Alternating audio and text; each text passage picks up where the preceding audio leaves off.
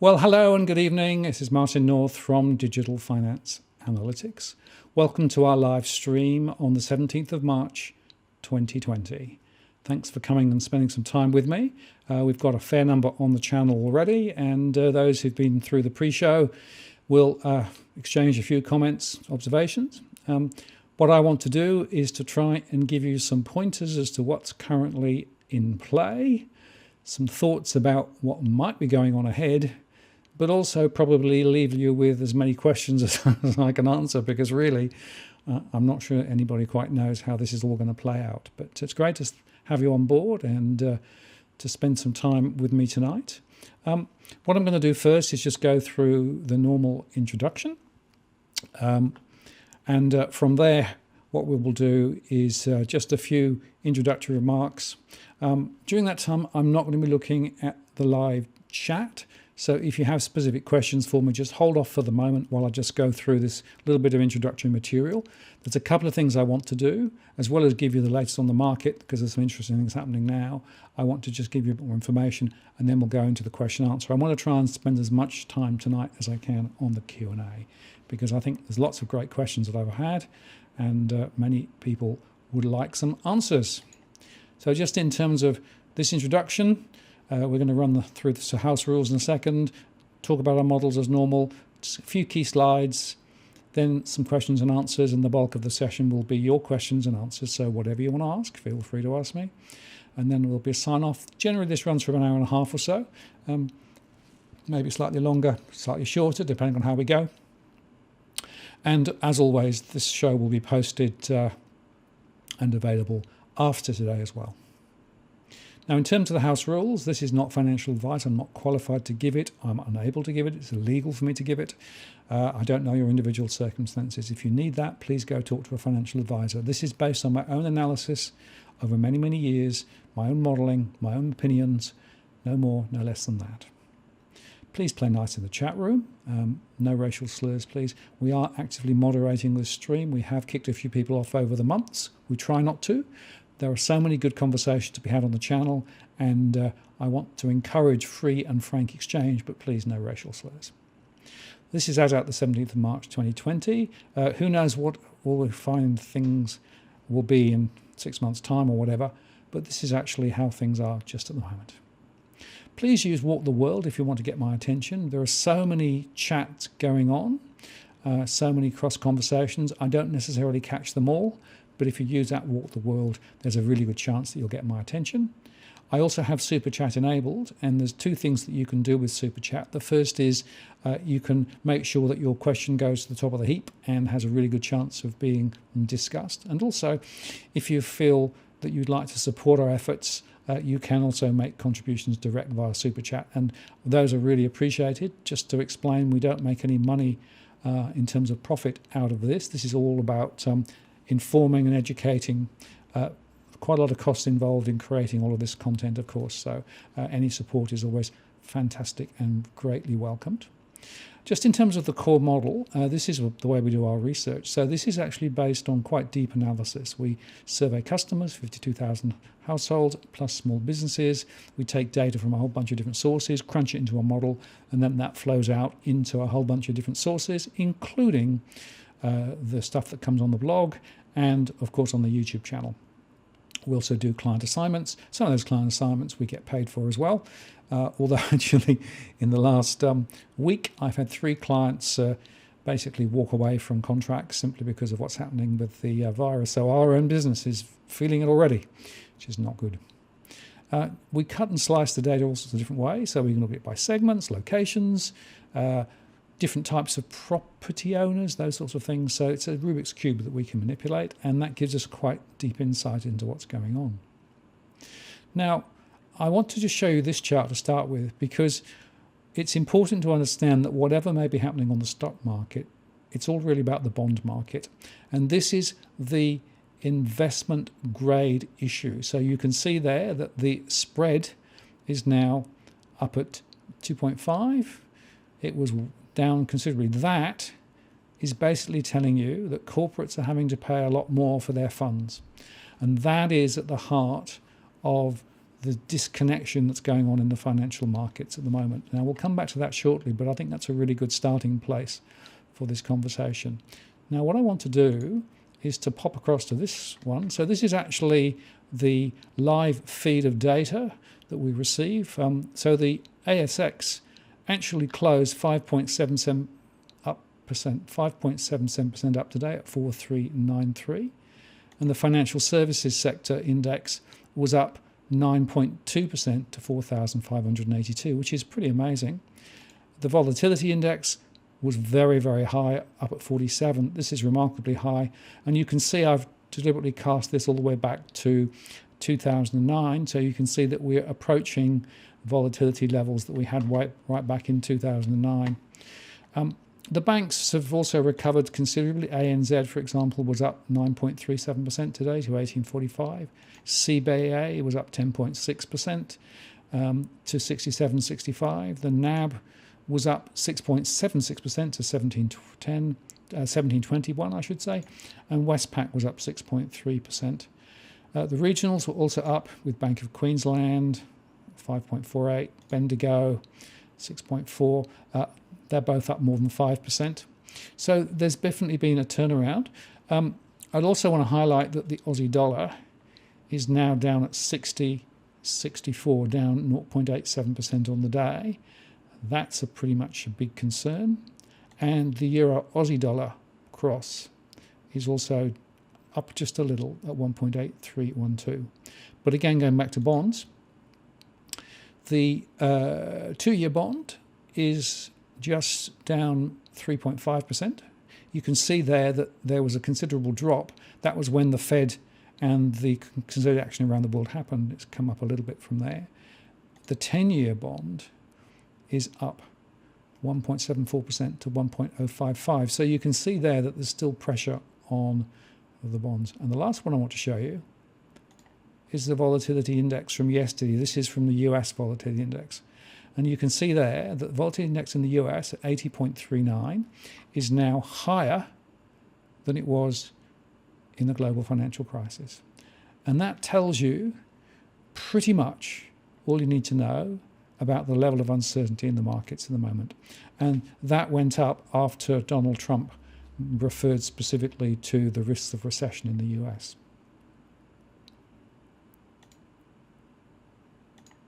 So let me just go through a couple of quick slides.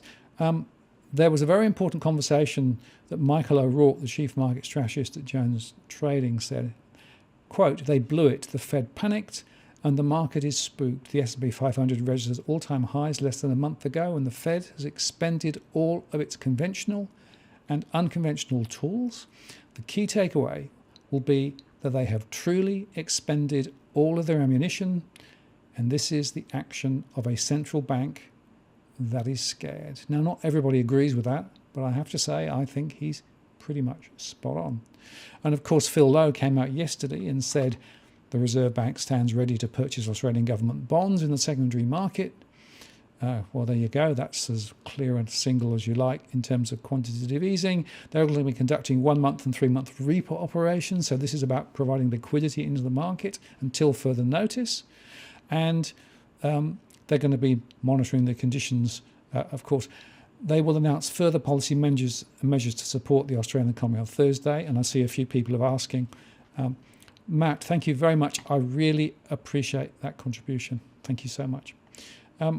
The bank will announce further policy measures to provide the Australian economy, to support the Australian economy on Thursday. Now, I'm expecting them to cut the rate to 0.25%. That's pretty much what they said will be the lower bound in terms of the way down.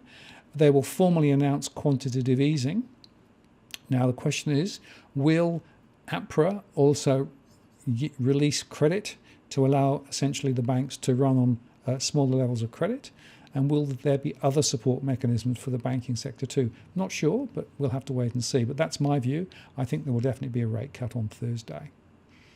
Now, just in terms of up-to-date data, the ABS confirmed home price rise is a bit academic, frankly, because prices are going down from here, of course.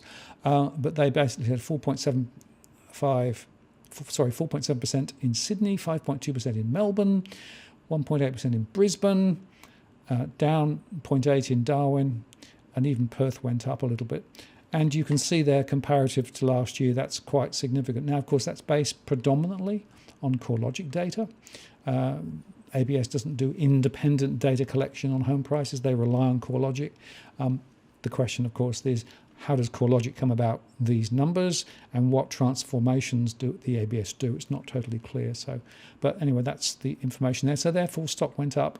The value of property went up. I suspect we'll see that reversing soon. Now, this is a very interesting article. I don't know whether you saw this, but I chuckled about this, and I just wanted to share it with you. There was a very interesting article. Christopher Joy wrote to the Reserve Bank and basically said, you should be throwing maximum liquidity to support the market. You should be buying mortgage-backed securities, corporate bonds, everything, right? Not just treasuries. And Stephen Grenfell, who's a former deputy governor at the Reserve Bank of Australia, wrote this piece in the AFR and basically said the RBA's job is to back banks rather than bailing gamblers. And I thought that was a really good observation, because there are lots of people who've taken significant positions assuming that the Reserve Bank is going to end up buying all sorts of different assets, just as Japan is doing, the Bank of Japan. So watch this space, but I thought that was a fascinating thing. Find the original article if you want, it's in the AFR. Now, S&P has come out and basically said that losses for banks. Damien, thank you very much. I really appreciate that contribution. Thank you so much. Nearly doubling to 30 basis points of gross loans and advances. This is the latest information. Business loans will lead initial losses, that they will be looking to central bank support to enable the banks to fend off funding squeezes, that banks are going to probably show more forbearance to borrowing hardships. Debak, thank you very much. I appreciate that. Forbearance to borrowing hardships. Market dislocation has affected some hybrid issuances. I covered this in my post yesterday, if you saw that. And the banks will suffer more pain if outbreak fails to subside as forecast. Now, S&P is basically assuming this is a relatively short, sharp issue, and then recovery comes quickly. I think they're being so optimistic. And as I said just before we started, the UK just came out. They changed their strategy overnight and said that the virus is now going to be focused by way of eradication rather than developing herd immunity. So people are being effectively asked to hunker down for several weeks. And the research paper that actually recommended this strategy made the point that we could be thinking 12 to 18 months for an antidote or a vaccine to be created, which means that this sort of hunkering down process could be more than just a few weeks. We could be talking months. And just think about the implications of that for the global economy and for our local economy. These numbers from S&P will, I think, prove to be way too light when it comes to reality. Now, Grattan also, and this is really important because it helps you to understand how I came to my modelling. So Grattan made the point that around 37% of Australian workers don't have paid leave entitlements. That's about 2.2 million of them are casual employees with no paid sick or annual leave and no entitlements for ongoing work. A further 2 million are self-employed, and they actually show you the distribution in terms of the income. More low-paid workers are in this category. And what that basically means is that we have a significant proportion of people in the economy who, if they are forced to stop work, either because they get ill or because of a clamp down, they have no backstop. And that is, I think, what the government needs to consider when it comes to the next package. They also showed that younger people are disproportionately likely to be in casual work and not have paid leave. About 1.5 million parents, which is about a third of all working parents, have no paid leave. And that's critical, because if in fact schools are actually closed, the question is, how do you handle that? So many people could get caught. And then by industry, and this is important because I took these industry categories and plugged them into my model, because not all industries are the same. So cafes, restaurants and takeaway food services have some of the highest proportion of employees without paid leave. Building completion services, ditto. And you can see that some of the others have less. And the code here is that the first bar is without paid leave, the second bar is self-employed, and you can see how that works. So this means that a significant proportion of industries are going to be very badly hit. Now, the other thing, this is from the Reserve Bank, they did some analysis on what would happen if the stock market started to fall, how would that impact consumption? And basically, they showed through this chart that there were considerable issues. So as wealth was eroded, Steve, thank you so much. I really appreciate that. So as the value of wealth, for example, if stock markets fall, people actually give up on categories of consumption, including durable goods, motor vehicles, and household furnishings. So the way to look at it is the bars are the distribution of types of spend. The dots are the proportion in terms of how it would move. And basically, the response of motor vehicles is particularly large. A 1% increase in house wealth raises expenditure on motor vehicles by 0.6%. The reverse is true as well. So this is really important because think about all the things that are happening. We're talking about incomes being crimped because effectively people are being asked perhaps to hunker down more, not travel, or effectively businesses are going to be unable to support households. Many people don't have the support. And then from a wealth perspective, as wealth erodes, that also creates issues. So this is essentially the cocktail of issues that we're trying to deal with. And then finally, Roy Morgan published a Snap Business research today that said in mid-March, 60% of Australian businesses reported now being affected by the virus, up a massive 45% from the month ago, according to a special Snap survey. Only 40% of businesses now report not being affected. And it disproportionately hits different businesses. So manufacturing, wholesale and recreation and personal industries hard, over 70% of businesses in manufacturing, 78%, wholesale trade at 74%, recreation and personal 83%, information, media and telecommunications 75%, property and business services 74%, and transport, postal and warehousing 72%.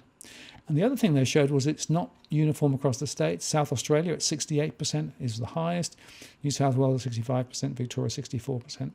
So this shows you that there are significant issues. And in fact, they also made the point that it's the majority of smaller businesses, not the micro businesses, not the very small ones, but the medium-sized businesses effectively, that are actually most hard hit, between a turnover of 1 million and 5 million. This is huge and serious. And so I've tried to incorporate all of this information. Now, we need a stimulus package, a significant one, and New Zealand announced one today. And Rosemary asked, in your opinion, how did the New Zealand government do today? My view is I think they did it pretty well. So they basically announced a package equivalent to 4% of GDP. That's double Australia's spending per capita. And the strategy here is to support businesses and to support households as well as industry. Dan, thank you very much. I really appreciate that contribution. Thank you. They're talking about a wage guarantee, welfare increases, an aviation industry bailout, tax relief, new health spending, a whole bunch of stuff. And they made the point that this is going to affect every part of their economy, and they're going to see New Zealanders lose their jobs, and some businesses will fail, and will have extended periods of deficits, and our debt as a country will have to substantially increase. The forecast is that New Zealand is heading towards a 3% hit to GDP without the package and a 1% hit with it.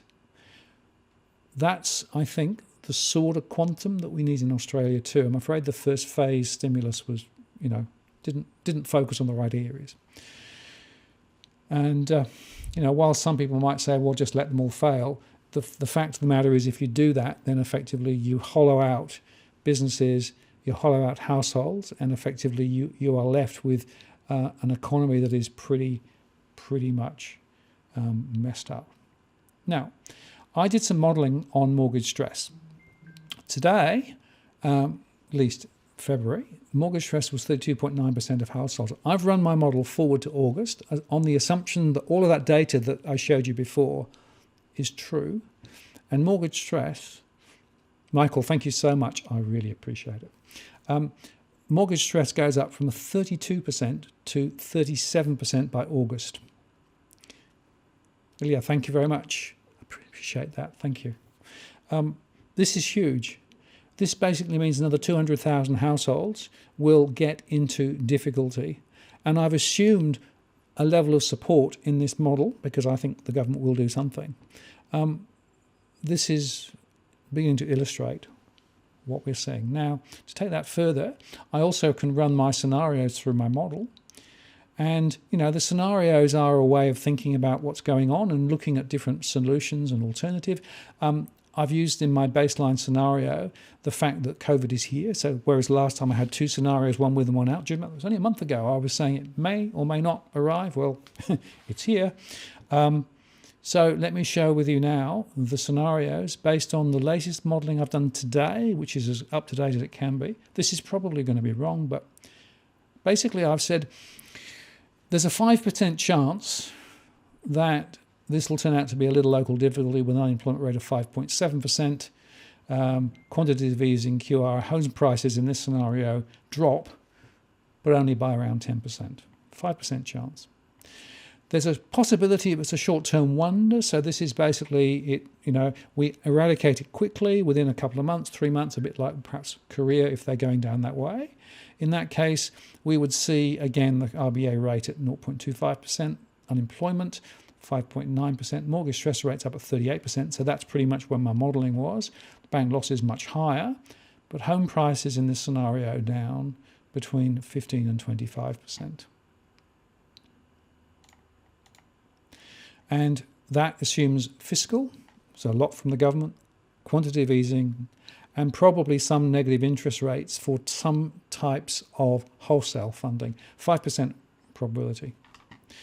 If it's a longer term crunch, again, 0.25%, unemployment now above 6%, it's very important to understand that the 40% level and the unemployment rate, that's anything above 6% is going to trigger mortgage stress significantly, higher bank losses. Now, I've put 9 in there. That's because I'm assuming that we're going to get considerable support from government. And I'm assuming that the government will effectively find some way of providing funding to households to make their mortgages. So that might support lower levels of losses. Not sure about that one, but that's my assumption. But even in that case, I'm looking at 20 to 30% falls in home prices, and that's 20%. And one bank will probably need to be bailed out in that situation. And then I've got one called global disruption. So this is essentially where this thing runs. It runs globally, and it runs for a longer period of time, maybe a year or more. In that case, we're going to see the interest rates zero, I think, or thereabouts. Unemployment rate very, very high.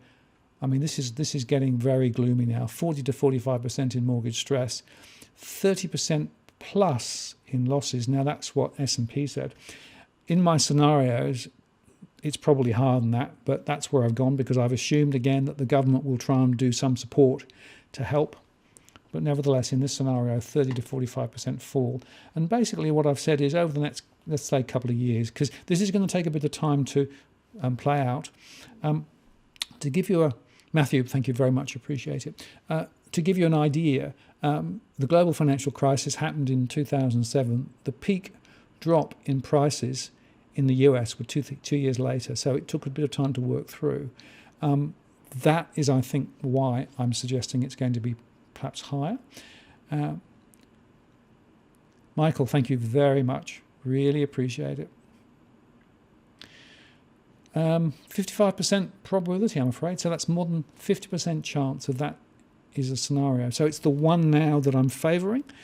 I also have to take account of what I call the real pandemic. So that basically is where the illness keeps rolling, where deaths keep rolling, where effectively everything is thrown, very low interest rates, but massive disruption, recession, depression type And in that scenario, huge amounts of mortgage stress, huge amounts of bank losses, and home prices, well, there's no floor really. I've said 80%, but and in that situation, there would be bank failures. Now, I'm assuming that in this scenario 4, banks will effectively still be there and the government will support them through various mechanisms, including bailing out, and maybe there may be some bail-in stuff going on as well.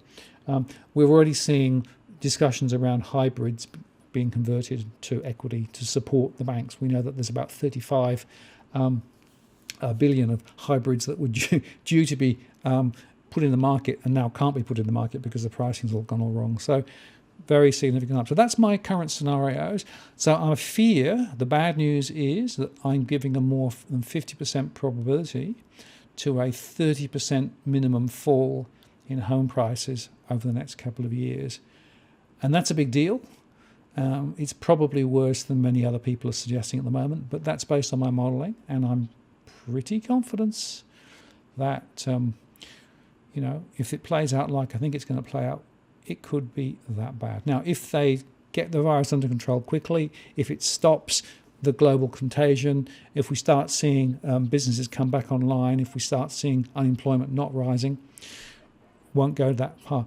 I want to highlight unemployment is the absolute key here. If people are able to be kept in jobs one way or the other, then essentially they can still pay their mortgages and people survive. But if unemployment goes up, then we end up with lots of people unable to deal with their mortgages. There will be some hardship programs, and I'll talk about hardship in a second. But nevertheless, this is a big deal.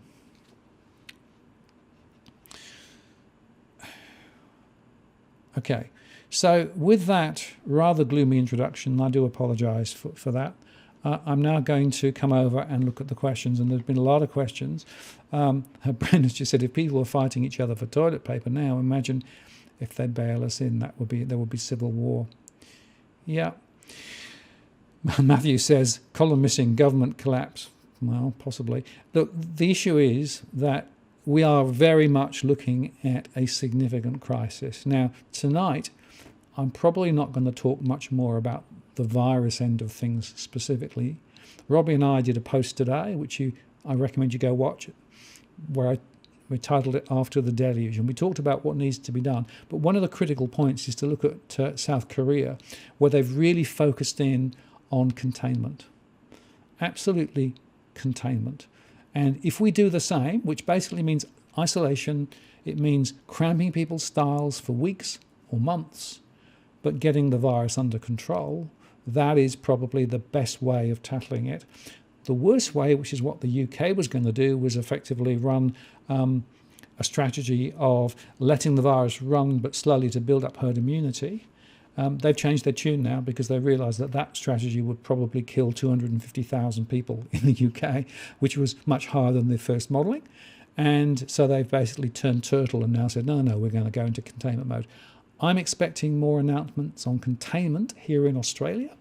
I think we'll hear that, probably tomorrow or the next day, because we have to actually understand that the only way to control this thing is to actually contain. Look at what the US has done. They're banning effectively meetings of more than 10 people. I was talking to somebody earlier on today who's in San Francisco. 6.5 million people are now locked down over on the West Coast. Can only go out to get food, visit the doctor, and other very minor things. They can also do a little bit of exercise, but other than that, they've got to stay there. That is the sort of thing I think we've got to consider. Now, with that sort of caveat, let's go and have a look at some of the other questions. Mike says, it looks like the key indicator in your model is the unemployment rate. From a mortgage perspective, it is, Mike, because if you look at the difference between mortgage performance and home prices in Perth and surrounding area and the East Coast, the big difference has been unemployment. It's been a lot higher over in the West. We have the same credit conditions, but in the West, prices are down 21% still. Down the East Coast, according to CoreLogic, they've gone up. It's the unemployment element which is fundamental to how things play out. Maz, thank you very much. I do appreciate it. Thank you. That's great. Now, Jeff says, Tom says, sorry, I've read two lines.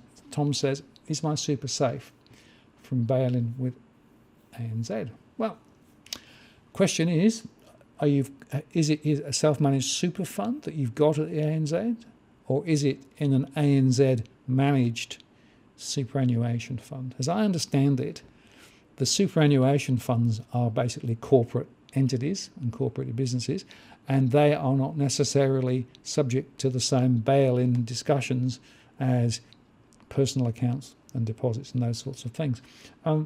Remember, in Australia, APRA, the Reserve Bank and the government has absolutely said there is no intention at all to bail in deposits in Australia.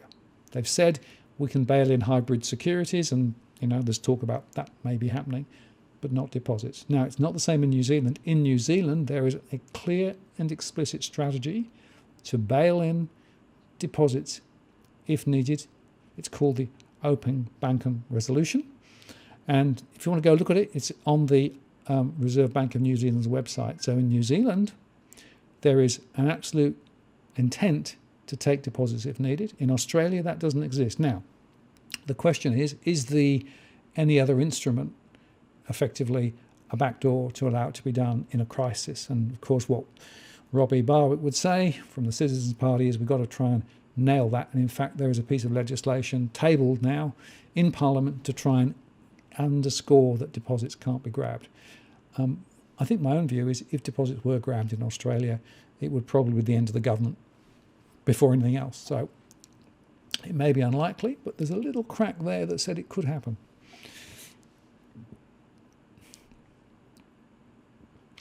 Okay, what else have we got? Are government bonds safe? That's from Richie. Well, the theory of government bonds, of course, is that governments can never go broke. Well, if you're Venezuela, you might have something to say about that, or Greece, or Crete, or Italy. In theory, they are the most secure of instruments, and of course, treasuries in the US are regarded as the most secure in the world because the chances of the US economy and the Federal Reserve falling over is meant to be very, very low. I have to say that in the normal course, what I've said is true, and they will probably never. But in this sort of uncertain situation, who knows? Honestly, who knows? This could be an unknown situation. I want to say this now, I'll say it again later. There is no risk-free investment that you can make. Whether it's deposits, whether it's gold, whether it's silver, whether it's crypto, whether it's bonds, whether it's EFTs, whatever it is, there are risks attached. And that is the uncomfortable truth about investing. Now, in theory, the rate of return you get has some relation to the risk you're exposed to, but in practice, that is not true. To give you an example, deposits, as you may or may not know, are actually unsecured loans that you give to the bank. So they don't just hold your money, it's actually formally a loan that you make. It's an unsecured loan, so it actually stacks up behind a bunch of other secured categories. And what that means is that in a crisis, that loan may or may not be paid back. And John Adams and I did a couple of posts on this on the Interest in the People channel, where we discussed the hypothetical scenarios that might exist. Now, chances are, in most situations, we will not see that happen, but there is a risk. The other point to make is that the $250,000 deposit insurance scheme, which does exist in Australia, don't think it exists yet in New Zealand, although they're talking about doing something later. It might be a bit late. But in Australia, $250K per relationship per brand. In other words, if you had money at Westpac and money at St George, and it was more than $250K, it will be capped at $250K. Now, that has to be activated by the government when a bank fails. It doesn't exist now. It's basically a promise that it will be activated if needed. And that comes us back, of course, then to bail-in, because if you actually bailed in deposits, you could actually stop the bank falling over in the first place, which means that governments wouldn't have to pay the 250k deposit. So that's part of the complexity here. Now, I've argued to a number of people from Parliament who phoned me today that we should be pushing very hard now to reinstate the $1 million or unlimited deposit arrangement that we had back in the global financial crisis, because I'm concerned that there could be liquidity issues with the current arrangements that have been put in place. And there seems to be a bit of support from some of the people that I've been speaking to that would make a lot of sense. So let's see whether we can push that. So if you want to make a phone call to politicians again, that would be a good thing to recommend. Increase the deposit insurance scheme from 250k to $1 million or unlimited. They did it last time, and they did it to ensure liquidity in the banking system. Okay, Brendan says, do you still have the same thoughts on the customer-owned banks and credit unions than the big guys? Yeah, I do. So my analysis is still that it's the big guys and regional banks who are most exposed. Some of the regional banks are really exposed at the moment, in my view. They've got funding issues, they've got credit issues, they've got an issue about trying to compete for loans. Of course, ahead, I think everyone's got to now understand the chances of banks writing more loans for mortgages and those sorts of things has dropped considerably. People won't be able to transact. They won't want to transact. I'm expecting a considerable drop in the number of new sales from this point forward. It may take a little while to work through, but you don't want to go to an auction, do you? If you've got to keep social distance, right? 2 meters from everybody else. Can't run an auction. Can't run an open house. I did a show with Edwin the other day on that. I think it's quite funny if you want to watch it. He always manages to make some really good comments and some good jokes as well. So my point would be that the real situation that we're in is that, it could get quite tricky here. But come back to my point. No absolutely secure investment vehicle exists. And that's true, I'm afraid, for metals. Now, there'll be a lot of people who actually are holding gold and silver. And, you might be right. Difficulty is, if you look at what's happening to gold and silver prices at the moment, they're actually a bit depressed. In fact, silver's way down. Now, that's because there's a link between the metal price and the derivatives. The derivatives are people who've taken positions but don't hold the underlying. And as people trade them in volatility, they're also being forced to liquidate other positions for margin calls, and many of those are liquidating gold. So tricky. And remember, of course, that gold is also potentially there. It can be confiscated by the government at whatever price they want. That's an old act, but it still exists. So, this is quite tricky times. The margin call thing, I think it's worth just, there are lots of people who are suddenly finding that they're being asked to pay up more, particularly organisations who've taken short positions or long positions, have taken options and those sorts of things. So we're going to see a lot more people wrestling with liquidity to be able to support those positions. Now, Power Blaster said, do you think people might turn to cryptocurrencies after all this? Well, maybe. I mean, Bitcoin is way down, of course, as you perhaps might expect. I've told a number of people who've been on the channel before that the problem with Bitcoin is nobody knows what it's worth. There's no way of actually working out what the value is. It's purely market driven. And if sentiment swings one way, it could go up. If sentiment swings the other way, it could go down. Now, it's worth saying that the Bank of England chief, who's actually just about to leave, made a speech in the US a few months ago and suggested that maybe the US dollar would at some point in the future no longer be that backstop currency. And he was suggesting that the alternative might be some sort of crypto type currency, but he's not talking about Bitcoin. He was talking about some sort of central bank type of coin, which effectively would be backed by a combination of currencies or something, right? So there is some talk about that, and I've done a few posts on that previously. I think it's highly unlikely that the sorts of cryptocurrencies that are currently there, like Bitcoin, are going to survive in their current incarnation, because central banks are also experimenting with central bank digital currencies. And the fact of the matter is that, as Mark Carney said, it's going to change sometime in the future, not quite sure when. There's also an argument that it could be gold-based, of course, and that's perhaps why some countries around the world are holding gold. I'm not sure about that. I mean, there is some people who want to have a gold base for the currency, but I'm not sure about that. Others are saying some sort of crypto. So too soon to say. But, what we are actually at is a significant turning point in the way that the economy works. And it's worth just reflecting on this. The central banks have thrown massive amounts of liquidity at the system. The bond rates have not responded as they needed them to, so bond rates are still higher than they want them to be. And the question is, if they go on doing QE and they go on doing the sorts of stimulus that they've done for a long, long time, is that going to change?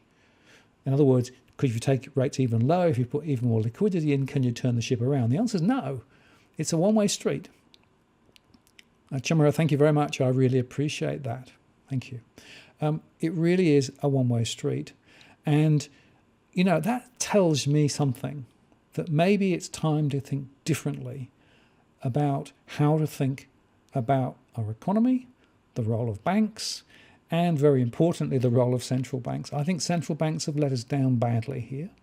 And there's been a fixation to try and secure the financial system, but not enough focus on securing the real economy. We don't have a productive economy in Australia. We are totally reliant on massive mortgage debt, massive home prices, and digging up stuff and flogging it overseas. That is not a sustainable business. We need to have a different business model ahead. And so my view has always been that we needed a way to think about the future differently. Now, I think this disruption has the potential to lay a new path, but it requires considerable intestinal fortitude, because basically it means stepping back from what has been done. The risk is, if we don't, we're going to simply follow the likes of Japan, who's been buying everything. If you look at the bank in Japan, they've been buying EFTs, they've been buying bonds, mortgage-backed securities, shares, anything that moves. And the balance sheet's got bigger and bigger and bigger, and the interest rates are still negative, and the economic momentum is not there. So my view is time to think differently. Now, there's a wonderful question there. What does a high level of volatility in the market mean? Okay, it basically means big moves. So price moves up, price moves down, all right? Now, you need to understand that there are some people who hold stocks and bonds and other securities for long-term growth. So Warren Buffett's a good example. Warren Buffett will find an undervalued stock, buy it when it's cheap, and hold it long-term and see it grow. But there are many more people who are trading. So they take positions and assume that prices go up or prices go down, and that movement or volatility essentially allows them to make money. So I'm expecting some banks to be making lots and lots of money from trading at the moment, depending on which side of the trade you're on. Now, in a bear market, which is what we're in, you often see massive amounts of volatility, and you see the odd up day before it drops again. And that's precisely what we're seeing. So there's no way that we can call this the bottom yet. And I personally think that we're going to see this going on for several months, because until the virus is understood and the amount of implications of the virus are understood, the markets are going to have a significantly negative view. So volatility is movement, and there are people capitalizing on that movement.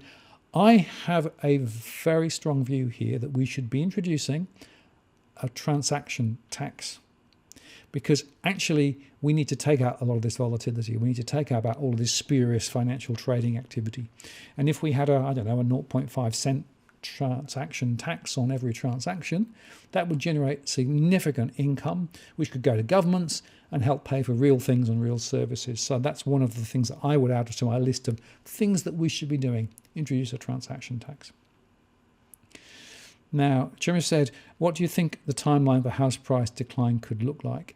Is it gradual? Will it fall quite abruptly as people try to get out, particularly investment properties? It rather depends. I think in the short term, we're going to see government support for people with mortgages and government support for the banks. So there won't be necessarily an immediate exit, although many investors are already been trying to sell. So a lot of the properties that were on the market over the last couple of months were from investment sector, because incomes from investment properties have tanked, not least because rentals are lower. I'm expecting the rate of decline to accelerate over the next 2 to 3 months. And then the amount of decline and the trajectory will be completely determined by 1, unemployment, and 2, what happens to the virus. If it's a short, sharp thing and the economy bounces back, which of course is what many people are still thinking it will be, then maybe the price drop won't be as severe as I showed in my scenarios. But I am basing my view on the fact that this could be 6, 9, 12 months of very depressed activity. And in that situation, in a year's time, I would expect home prices to be at least 30% lower than where they are today. On average, it'd be varied, a little bit different in different locations, perhaps less so.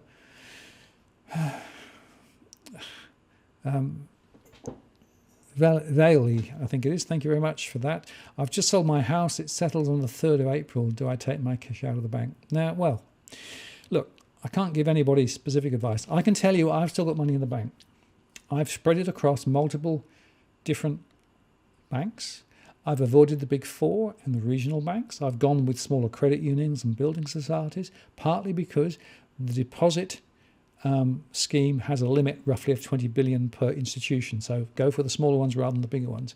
Many of the smaller institutions are less leveraged in terms of capital, are less leveraged in terms of need to make profit, particularly in the credit union sector, and I think are more conservatively run. Now, they may have some liquidity issues, but relative to the others, I think less so. So what I've done is I've spread the risks across multiple organisations, but I am still in the banking system. And by the way, I'm still holding currently term deposits that are paying quite good returns. In fact, very good returns now because, of course, rates have dropped dramatically. That's my own strategy. Now, there are other people who will say, no, bring your money out the bank and, buy metals or buy crypto or something. But as I said earlier on, there are risks in those too. There is no such thing as a risk-free. So, it's a bit of a trade-off, I guess, as to which is which.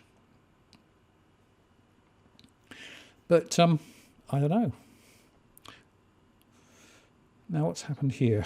I just want to make sure that I'm still live. Yes, I am. Okay, sorry, I've just noticed a drop in the traffic, but I think it's come back.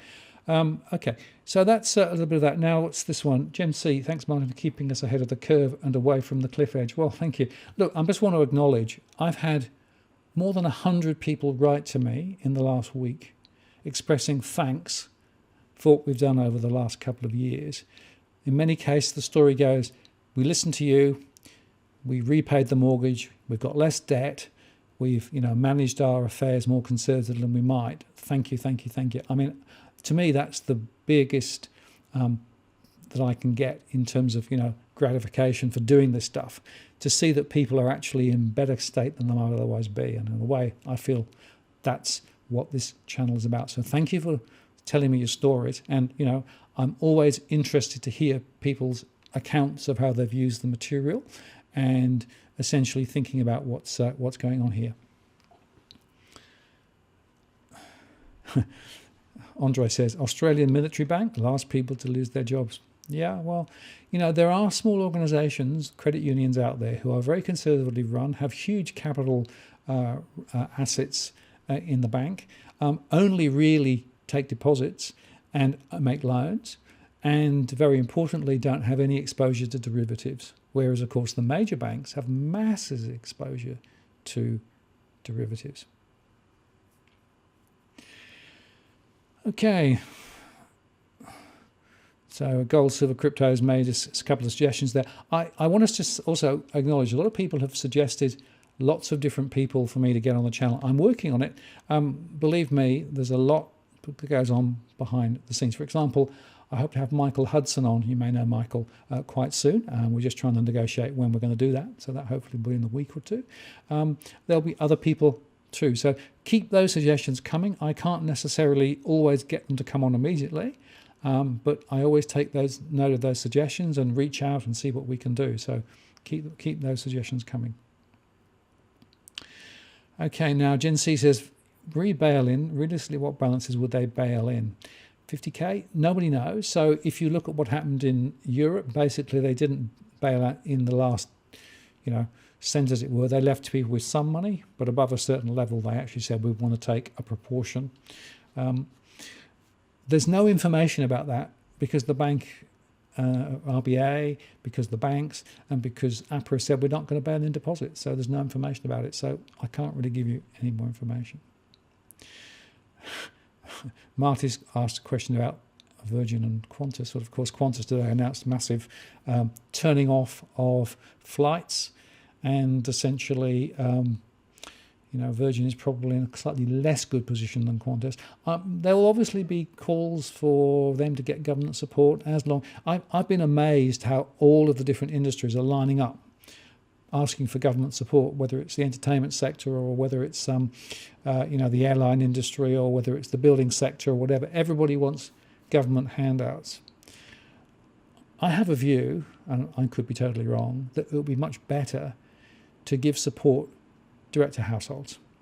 And, the old helicopter money strategy, in other words, give people money and effectively allow them to use that, perhaps to pay down debt, which would be good, or perhaps to do other things. Because if you give it to businesses but don't actually support households, then the question is, unless those businesses can employ households still don't end up with anything. So it needs to be either of both of them rather than either or. But I actually think the household sector. I remember 32% of households with a mortgage have cash flow problems today before all this hit. Now, Cablin's asked about commercial real estate. Tough to know, because of course commercial real estate is behaving quite differently. But of course, if businesses are effectively having to close or having to hunker down, they're going to be less likely to demand commercial space. They'll be in some sort of lease arrangement or whatever. I would expect to see significant falls there. And in fact, if you look at what happened in the global financial crisis, it was residential first, but effectively commercial followed. And I would expect a similar track. Have I washed my hands today? Many times, many times. And just so you understand, my wife has a serious illness, and it's a breathing-related illness. So we are already taking very serious steps here to ensure that she's kept insulated and isolated from the broader community. So she doesn't go out now, other than the walk down the hill and around the corner, nowhere close to people. Sorry, I missed that one. Michael, thank you. I'll answer that question in just a second. The point there is it's real already. So we're actually having to do the hand washing. We're having to do the, cleaning everything on a regular basis. We've stopped visitors to the house. In fact, even John Adams and I will still do shows, but I asked John now to do it remotely rather than actually in the studio here, simply because we can't take the risk. Because if she were to get the virus, it would definitely be a death sentence for her, and that's real, and this is now. So this is, really serious stuff. Michael, you asked, why don't banks, utilities introduce payment holidays for a month or two? I think they probably will. And in fact, some of the banks came out today through the ABA and said, if people are in hardship, firm the bank up. And I think it's worth just underscoring, there is already an existing hardship relationship and structure. It was legislated at the time of the global financial crisis, which basically says, if you have difficulties with regard to payments, talk to the bank. And if they have an obligation to help you to restructure in whatever way makes the most sense. Now, Suncorp came out quite recently and said, talk to us. We're happy to look at changing interest structures, maybe even repayment holidays, those sorts of things. So they're putting a lot of onus on individuals to reach to the bank rather than the bank coming the other way. And I think that's a mistake. But anyway, at least anybody who's got a mortgage that they're struggling to pay because of what's happened recently, pick up the phone or Skype, don't go into the branch, go talk to your lender and basically lay it out. You'll find that they will be quite accommodative at the moment. Now, banks are able to deal with this for a short period of time, maybe 30 days, 60 days. Once the loan is 90 days in arrears, at the moment, they would have to declare the loan as effectively in default. And that then changes the capital ratios that they would have to support against it. It would actually go up. And so what we may see is an initial 30 or 60-day window to try and give people a bit of wriggle room. With regard to utilities, I think that's right. I think rates we should also look at. So basically what we need to do is we need to understand that people are going to be struggling to pay just very basic bills. And my other piece of advice to people who are in this situation, and I've said this many times, many people don't know what they spend and where it goes. Now's the time to understand what your budget is, go through those payments and those payment schedules and work out what's really critical and what is not critical, and essentially start, turning some of those off.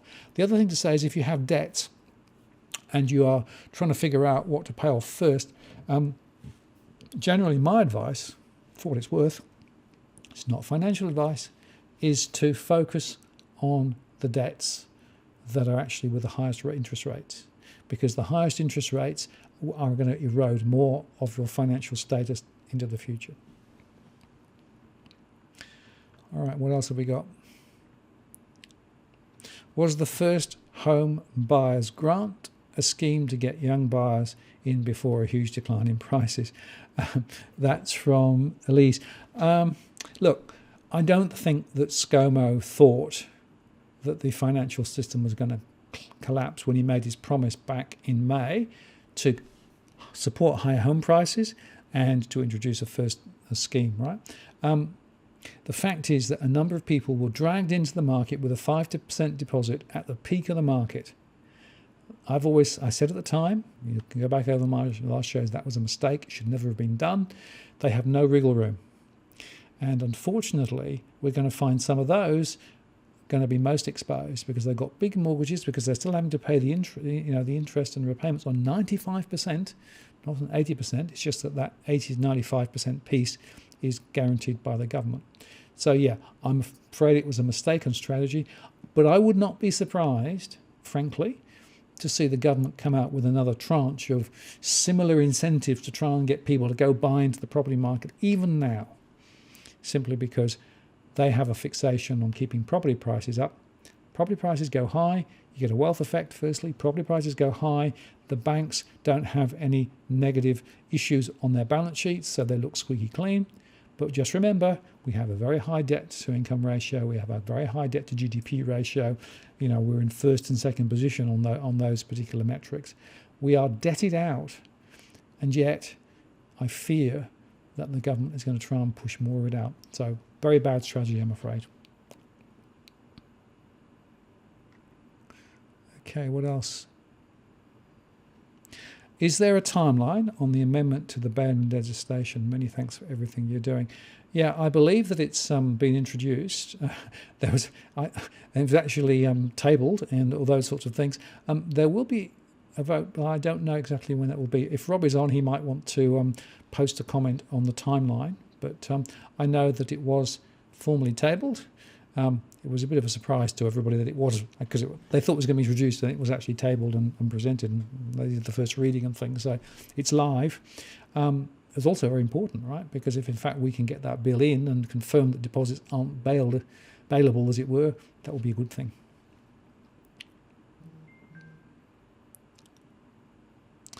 Okay, now Rachel says, not more market intervention. Market trading has a purpose, but it's subtle. It provides liquidity and price signals, both important. Controlling volatility is thinning, like Japan.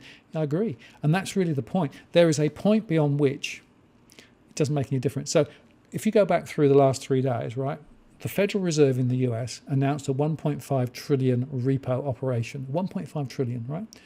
But less than 10% was actually taken up. So that failed. Then they tried asset purchases, treasuries, those sorts of things, to try and actually sort it out. That didn't work. And then they actually went to massive interest rate cuts to try and do that. And that's really the point. There is a point beyond which throwing more liquidity into the system doesn't help, because liquidity isn't the issue, right? Actually, what really is the issue is lack of confidence. And there are so many people in the financial system who have this blind faith in central banks' ability to always magically wave a wand and suddenly fix everything again, right? I did a post on Twitter the other week to say central bankers are not immortals. They don't have second sight. They don't have superior capabilities, right? And yet so many people seem to attribute to that. And the thing about central banks is they're all sort of thinking the same. Now they're all under the BIS banner. And frankly, my concern is that there's very little independent thinking amongst central bankers. They're all following the same path. They're all driving rates down. They're all throwing more liquidity in. But we've come to the point where liquidity is not the issue. Liquidity is, of course, though, trying to drive those bond rates lower. And the reason for that, as I showed you in that earlier chart, is because bond rates become effectively a critical linchpin. If bond rates go up, corporates start falling over. And just like with the low oil price, thanks to what Saudi did with Russia, the low oil price has put huge pressure on a lot of the shale oil producers in the US, who are massively leveraged to the hilt with junk bonds, triple B and worse. And those rates have gone through the roof. So effectively they're being squeezed two ways. Production price down, funding up, and the prediction are that a number of those will actually fall over very quickly. There's a wonderful comment there. If I can find it, I missed it again. Something along the lines of, should I increase my body fat to avoid against starvation? That's a very interesting analogy, and it's probably right, yeah. There is a nice middle point that makes sense, but if you go too far, then it doesn't really help. Does the ban legislation delineate between personal and business deposits? No, it doesn't. It doesn't appear to. It does delineate, though, between corporate and non-corporate. So, for example, if you have a business that's a corporate business, I don't think it's the same as if it's a sort of small business. So it tends to be looking at deposits and small businesses, I think. Okay, now there's a question there about the redraw facility. Do you think, how does that work? Yeah, the offset is the interesting question. Nobody knows, unfortunately. I can't answer that because nobody knows about it. I think ScoMo should lead money printing machines to every house. Lend money printing machines to every house. The interesting question is money printing, as we've shown on our shows, just devalues everything. So the numbers get bigger, but it doesn't necessarily mean that anything else is happening. So that's, I think, a very important point. Now, there's a question there about leveraged EFTs. Yeah, I'm very concerned about those. There are lots of these fancy financial products that people get into without understanding. Same would be true with the hybrids. So even hybrids were being sold to retail investors. And hybrid bonds, of course, are basically bonds that convert to equity if the bank needs them, have quite a high coupon, but nevertheless, it does have a significant issue. And unfortunately, very many people are going to get caught because I think the hybrids are going to get definitely caught. Let the business crash, pay citizens. All right, now what I'm going to do is, because of the noise on the channel at the moment, I'm just going to go through some of the questions I have submitted. And then perhaps what we can do is come back to the chat just at the end. So just bear with me. I'm just going to switch over to this particular view. All right. So this was a question that I got earlier on.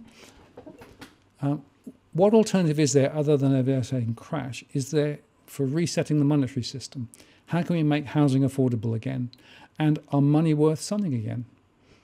How did we all go so nuts, financially enslaving ourselves up to our eyeballs like this? So, Gary, very good point there. The fact of the matter is we've had a financialization of the industry for years and years and years and years. And as a result of that, we've allowed the banking system to get out of hand. Banks essentially have become to the point where it is more about the banking system than about the real economy. People can't get funding to effectively drive their businesses. People can't get what they need to be able to invest in new ventures and those sorts of things. Everybody wants to just throw more mortgages at it. Deregulation of the financial system caused it. The inflation of The home price linked to mortgages is part of it too. All of that is essentially going the same way. And the fact of the matter is that the whole point of trying to come back to some sort of semblance of reality needs a reset to a new way of thinking about finance. So finance should be something which enables society and enables businesses to work rather than just support mortgages. So yeah, the key point here is that we need a different way of thinking about it, right?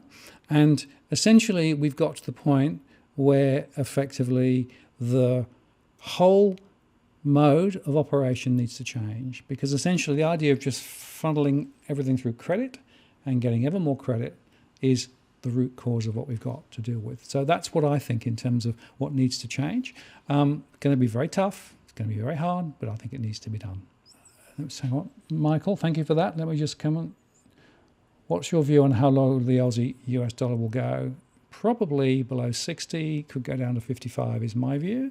But of course, everyone's chasing exchange rates down because everyone's doing the same liquidity and everything else. So it may not go as low as that immediately, but international investors are getting very jittery about Australia and the Australian economy. So hopefully that will help. Okay, and Melinda said, I have questions for you tonight. Be very much appreciated. Before I want to thank you for your amazing and brave work you do. I'm an amateur when it comes to finance, so in advance I apologize if these questions are silly or lacking some basic knowledge, but I've been following your videos for over a year and found them immensely informative and helpful, even as someone listening from the general public. So thanks for creating the channel. You're welcome. Great to see that you found it useful. Thank you, Michael. Appreciate that. My questions. I've managed to have close to 100k savings with no debt of any sort. It's in cash at the moment in the bank. I'm planning to ride the ugly wave of likely house price falls as my first opportunity to buy a house in Melbourne for an affordable price. I'm 39, 100k income, renting at the moment. I feel I should invest my money for the moment as it may not hold a value in the bank as cash. Now this is the tricky one, isn't it? So where do I invest? Do I invest in gold, silver? I'm actually uncertain what to invest in. Would it make to hold its value? Now, here's the thing. You've got to understand, are you really about trying to hold the value you've got, or is it about trying to grow it? Because those two things are not necessarily the same. Okay, there's inflation running, so it means that if you hold it in cash, you lose money every year in real terms because inflation eats away at the value of the money. If you hold it in a bank and shop around, you can still get term deposits with some interest, not a vast amount, but some. That's what I've done. So now gold and silver, there's a really big debate because there are people who are very bullish about gold and silver as one, some potential upside, and two, as a store of value. But you've got to hold the gold physically yourself or get somebody to hold it for you, one of the bullion operators, firstly. Secondly, if you look at what's happened to the silver price and the gold price, it's been wobbling up, wobbling down. Now, okay, if you go take a long term, gold price is up higher than where it was. But because of what I said earlier on, there's a combination of connections between the gold price and the derivatives. Those prices are massively manipulated because of big traders. So I'm not sure that gold and silver are necessarily as simple and straightforward in terms of what needs to be done relative to what people might think. So, and of course, gold can be grabbed. There's a law that says it could. What to look for other than your videos to know when it's finally time to buy. So I would be looking at where unemployment's going. If unemployment's going to rise, prices are probably going to need to drop. If unemployment starts to level out, that's going to be an indicator of the fact that prices may begin to turn again. Also, if you start to see the banks turning up their lending, because the biggest sort of co-relationships between home prices is one, credit supply, and two, unemployment. Those two are the biggest flags, so watch those. He said, then he said, she's planning to put 10k worth into some shares like Tony Locantros suggested. Is it a reasonable strategy? Look, that's what Tony said, I think, was, look, put a little bit in and see what happens. It's speculative, right? As long as you understand it's speculative, you might lose it. it's quite a good thing to do. At your age, it's probably a good strategy. The question is which ones to pick. I can't really tell you which ones to pick, but there are people who enjoy doing that and sometimes make money and sometimes lose money. But it is speculative, and as long as you understand that, and you understand that by speculation it means you could lose it, and you can afford to lose it, no problems. I wouldn't do it personally, but that's just me. I'm more conservative, but I'm older as well, so I've got less chance to recoup losses if in fact things go pretty bad for a period of time, right? If you're younger, you've probably got time to recover, and that's one of the things that's worth stating more broadly. I've been through 4 crashes, and every crash has essentially seen prices go up, then drop, go up, and then drop, go up, and then drop. And if you take just a little snapshot, it looks pretty horrendous. But if you look at the long term, the compounding effect of inflation, everything else, stock returns have not been too bad. In fact, if you compare returns on property and stocks, generally over the long term, they're pretty comparable. Which, if you think about it's right, because otherwise you get arbitrage between the two. The point to make there is that you can't necessarily make good decisions just for a very short window unless you're a trader. If you're a trader, then effectively you play the market and you're a speculator. And I do sometimes understand that people get confused between trading and speculation and effectively long-term holding. I've always been the long-term holder. I don't trade, I don't speculate. Others do. And the last part of your question was, sorry, let's go this way. There you go. Also seems that China has now managed to contain the virus, so they say. Could mean the Chinese yuan will be a safe as currency for a while, or an easy investment option. Well, very interesting. So there isn't a school of thought that says that the US dollar, that has been effectively the reserve currency for a long time, may at some point lose that status. And some have speculated that the yuan could be the next cab off the rank. And in fact, it's true to say that the whole point here is that nobody quite knows how this is going to play out. What is true is that China has a massive manufacturing base, which means that it can turn its economy down and it can turn its economy up very quickly. It's not true of our economy and some other economies too around the world. So they are actually quite well positioned. And of course they're large and they have plenty of capital firepower still left. So, in the long term, it could well be that the tussle between the US and China swings more towards China. Of course, the US will do all they can to try and stop it. So hard to know, I think. So I hope that helped Melinda with some of those observations and comments. Great questions. And in fact, what you were able to do there is to crystallize a lot of other people's questions that I had and I put them into that little form. Now, let me come back to the chat and see what's going on. Thank you very much for the moderators to help knock out some of the noise, and apologise again. Somebody suggested special drawing rights. I don't know much about them, so I can't help there. Gen C, do you think the bond market will crash and interest rates will rise significantly? I think it's quite likely. There is a scenario into the future that says that the very low interest rate strategies are taking us to a point where we start seeing the reverse happen, where effectively you lose faith in the currency and interest rates then have to go up to try and to basically reinstate it.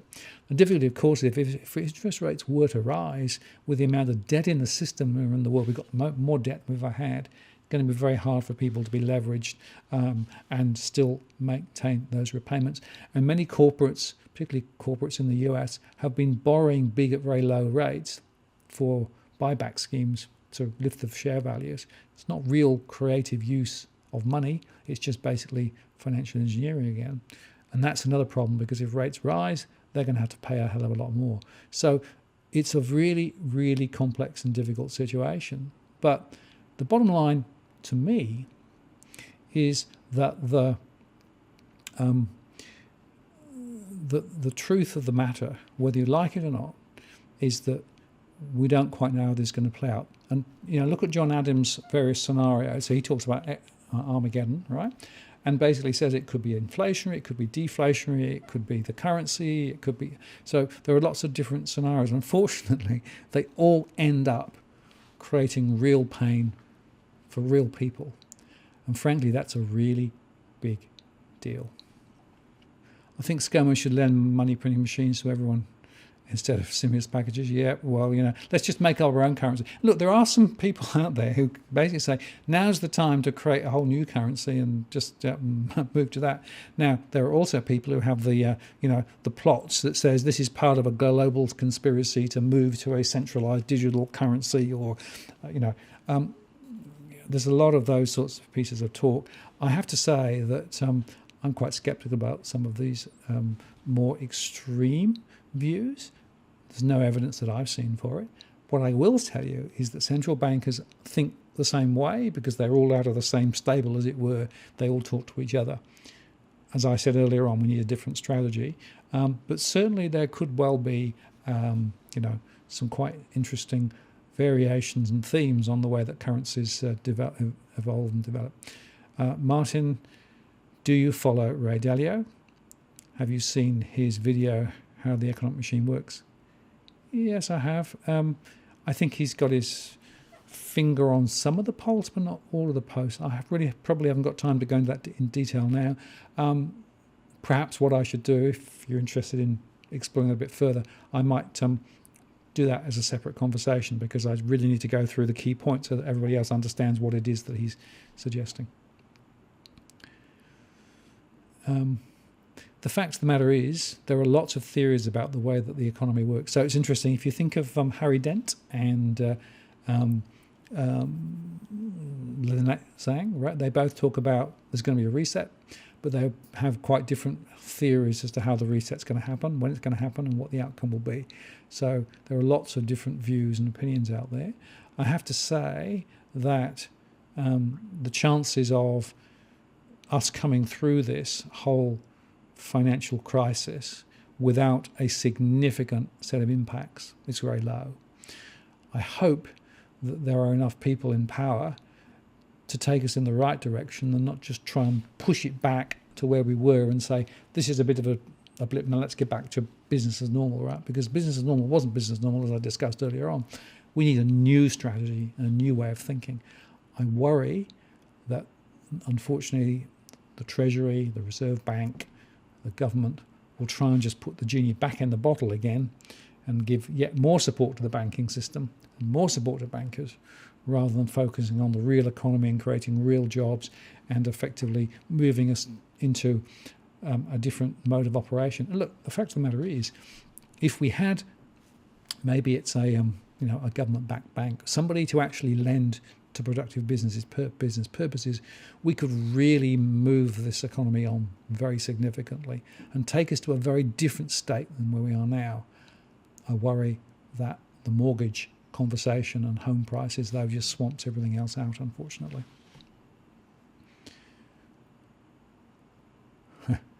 Right, somebody's just put there that the Aussie dollar's at 60.3 cents. I can't check that, but it wouldn't be surprising.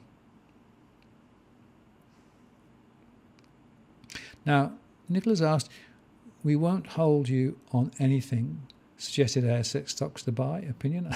Okay, so look, Coles and Woolies doing jolly well at the moment because they're basically pushing momentum through their stores and they're going to hire more people. I think also, if you think about energy stocks and particularly power, we're going to need power, right?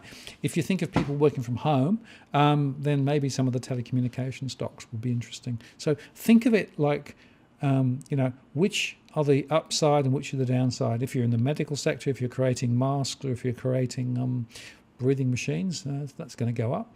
Some of the bio stocks possibly.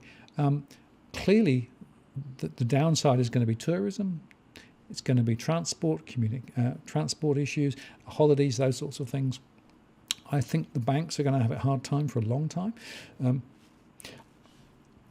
I hold some bank shares, but not many.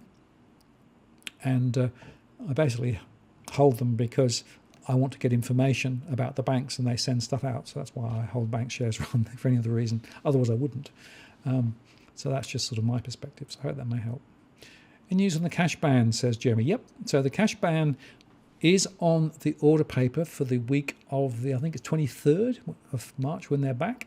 The latest gossip on this, though, is that the Parliament will be operating in sort of isolation mode. So in other words, there'll be perhaps a smaller quorum, and they'll be focusing very much on the initiatives which will, I think, be announced tomorrow by ScoMo, which will, I think, be big. I think will be a lot bigger than the phase one stimulus. And as a result of that, the cash ban might get pushed to one side. There's still heavy pressure on politicians across the aisle from people phoning them up and complaining about the cash ban, so they know. And of course, Alan Jones has been hammering away on it with Matt Berry for a couple of weeks now, which is great. So there's still a lot of pressure being applied. And Robbie Barwick said to me earlier on today, he felt that it's more likely that it probably wouldn't be discussed. Of course, if the Senate did pass it and there were no changes, it would be law. If the Senate changed its passed it subject to the changes that are required, it could take a bit longer. So that's the latest. Now, Binary Ginger says, I've got 250k in my offset, about to put it into shares, but now I have no idea. If they devalue the currency or bail in, isn't it better to have it invested? Well, it depends a little bit. There's no certainty here, right? So you could invest it in the stock market and the stock market go down another 50%, right? Might not. You could, go for government bonds, I suppose. That's perhaps a little bit more certain, but no, not totally certain. Or you can hold it in the bank and hope that the 250k deposit really is there if it was ever called upon, and that the banks wouldn't bail in. There is no certainty, and I keep coming back to this, I'm sorry to have to say it again, there is no certainty in the investment options you've got. You're going to be taking risks whichever way you go, and then you've got to sort of trade off risk 1 to risk 2 to risk 3 to risk 4. The trouble is there is imperfect information about the bail-in. I've tried to explain why that's the case. There's imperfect information about the future trajectory of the stock markets for obvious reasons. It's a tough time. Really is a tough time.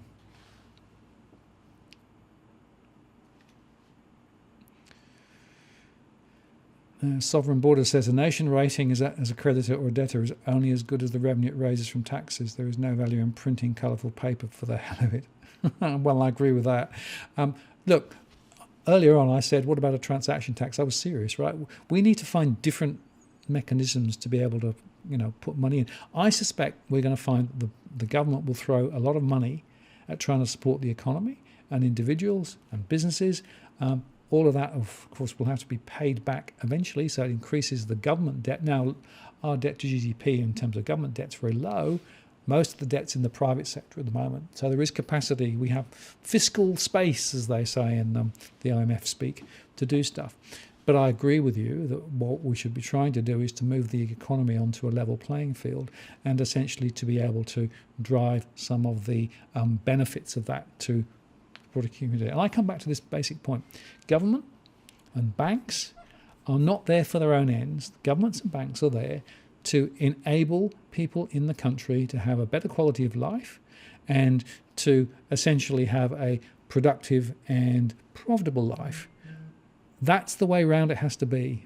And unfortunately, we've lost the plot because the banking system has become the centre of gravity around which government and everything else revolves. So I am calling for the right sizing of the finance sector. There are roles for finance, but not as many as we've currently got.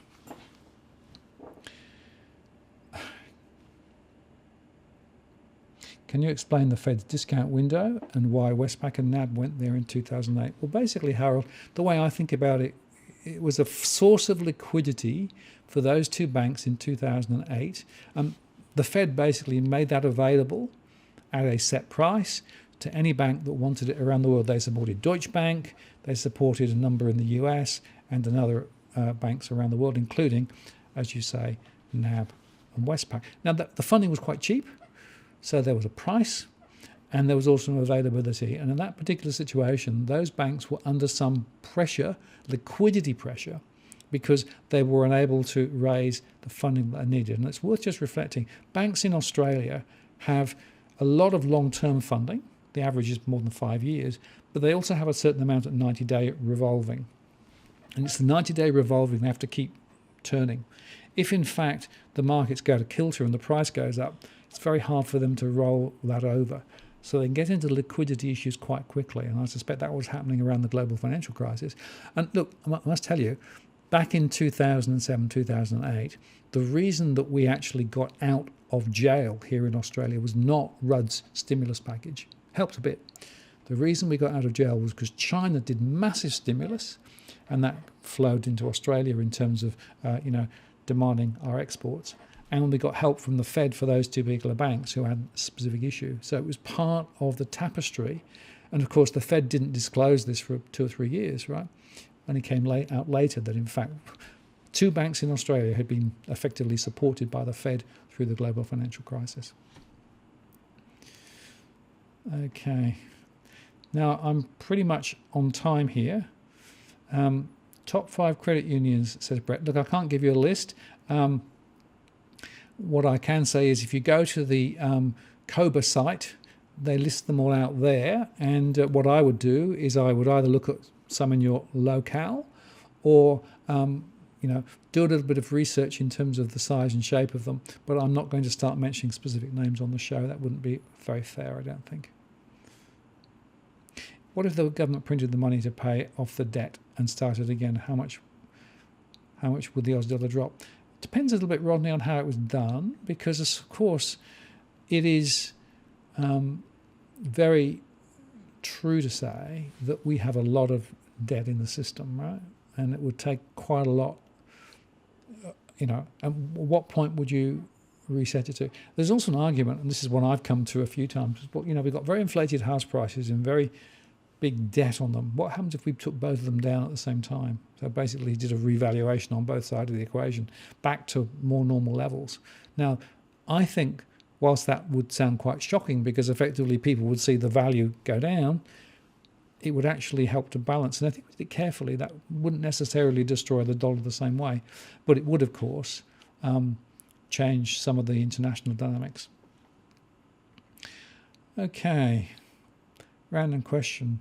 Was it you that composed the In the Interest of the People intro and outro? And what's your prediction of the unequal unemployment rate that we released on Thursday? Oh, wow, okay. Yes, I compose the music. It's one of the things that I do on the side, so both for this channel and for the Interest of the People channel. Unemployment rate, I think it'll be higher. How much higher is the harder point? Because really, the virus has yet to hit, and of course it's retrospective. So I'm still thinking maybe 5.3-ish. Okay. Is a lower Aussie dollar bad for the country? Okay. Yeah. So the point there is, if the dollar goes down, that signals 2 things. It signals that international investors are less attracted by our economy, which means that the amount of money that we need to flow in on an ongoing basis may not happen. Secondly, our imports effectively rise, which means inflation rises. And that's not necessarily a good thing. So, things will cost more.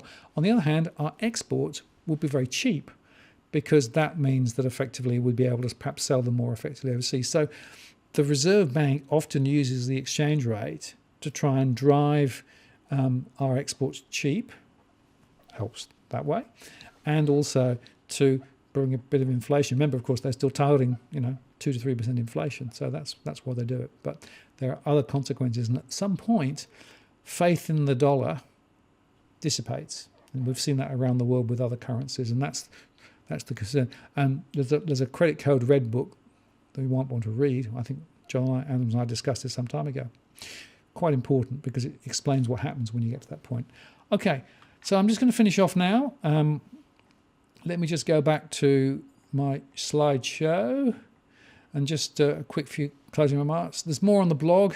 If you want to see the blog, All my posts go there, including all the videos and a lot more material. You can sign up and get notifications. If you'd like to support us, there are mechanisms. Patreon. We have some people who support us on Patreon. Thank you very much for those who do. It really does make a big difference. We don't make money from this, but it helps to cover the costs. Or if you want to make a one-off donation, you can via PayPal. Again, very simple to do, and people do that. Thank you very much for those who do. Bitcoin. I even have a Bitcoin QR because people asked about that. My Bitcoin isn't worth very much at the best of times. It's worth even less at the moment, but it's there as well. I just want to tell you about, I've designed a thing called Digital Finance Analytics Intelligent Insight today, right? And that is now going to be available through some merch. And there's things like some stickers and some mugs and what have you. It's a bit of an experiment, just gone live now. So if you find another way to support what we do, there's always DFA merch, and if that goes well, I might add some other to it. I know that some key people were quite keen to have Edwin's shirt as well, so we might do a few other things. We'll have a look at that. But anyway, so it's just gone live. If you have a look, tell me what you think. If you don't like the design, tell me that too. I can always change it and those sorts of things. So that's that.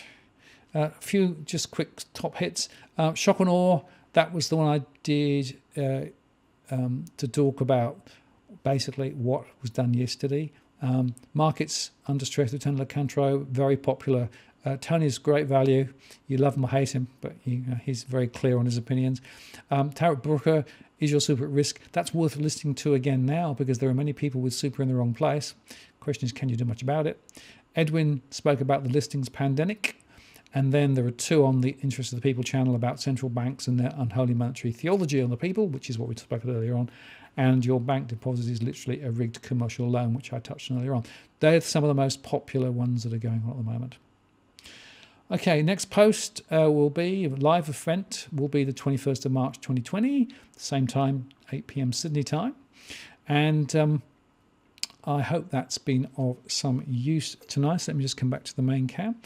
One last quick look at the comments. Appreciate the moderators doing great work in terms of just cleaning up the stream. And again, apologize for those who didn't get their say because of it. There's a few comments there. I'm not really going to have... how deep negative interest rates may go down. So the Reserve Bank said we'll never do negative interest rates. The IMF, in their paper last year, said that you would need a 4% drop in rates to be able to have the same effect as you had around the time of the global financial crisis. If that would have come in, you'd have a negative 3% interest rate or thereabouts. Now, whether it will be on all deposits, in Germany, they actually are putting negative rates on most deposits now. Whether it will be just on the bank to Reserve Bank rates, who knows? But this could be quite serious if they went that route. I hope they don't. I think it will be a catastrophe. Okay. Well, I want to say thank you so much for spending the time that you've spent with me. I hope you found this informative. I haven't been able to give you all the answers, but hopefully I've given you some context of what's going on. What I would say is, thank you, Dawn, I appreciate that. What I would say is stay safe. Social isolation is probably good at the moment. And if you do have financial pressures and you have a mortgage, remember, the bank is there to help. They do have a hardship scheme. They are obliged to have the conversation with you, so go talk to them. It's worth thinking about cash flows and thinking about whether there are things that you can afford not to continue to pay for at the moment, if you've got financial pressures. And remember also that with interest rates very low, if you haven't refinanced your mortgage until recently, in the last year or so, you can probably find a cheaper mortgage.